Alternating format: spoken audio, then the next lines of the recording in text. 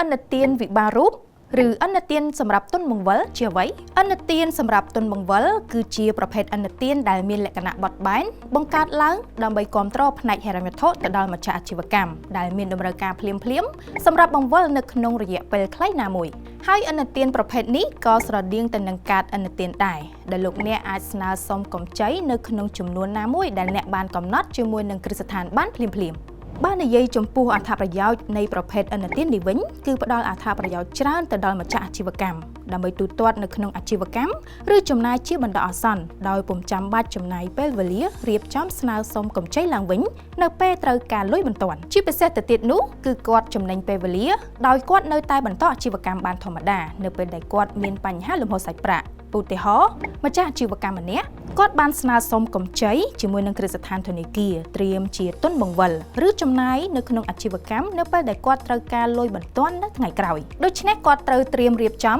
ផែនការអាជីវកម្មផែនការហិរញ្ញវត្ថុឬទ្រព្យបញ្ចាំមួយចំនួនដើម្បីស្នើសុំហើយនៅពេលដែលកម្ចីរបស់គាត់បានអនុម័តមានន័យថាគាត់អាចប្រើប្រាស់លុយនឹងបានគ្រប់ពេលនៅពេលដែលគាត់ត្រូវការទុនបង្វិលបន្ទាន់ដោយមិនចាំបាច់ស្នើសុំកម្ចីសារជាថ្មីនោះឡើយ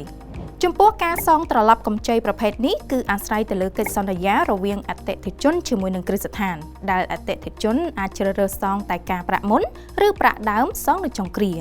ឬក៏អាចសងទាំងប្រាក់និងការប្រាក់ចុងសរុបក៏បាន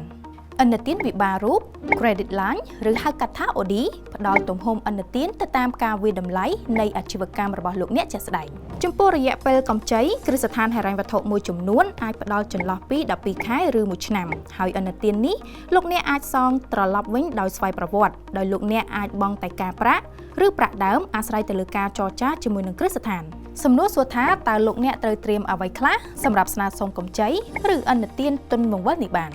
និយាយរួមទៅនៅក្នុងលក្ខខណ្ឌនេះគឺអាស្រ័យទៅតាមគ្រឹះស្ថានមួយចំនួនប៉ុន្តែអ្វីដែលសំខាន់និងជាតម្រូវការចាំបាច់សម្រាប់ធនាគារដែលពិចារណាឲ្យកម្ចីឬអត់នោះគឺភាពច្បាស់លាស់នៅក្នុងអាជីវកម្មនិងស្ថានភាពលំហូរសាច់ប្រាក់នៅក្នុងអាជីវកម្ម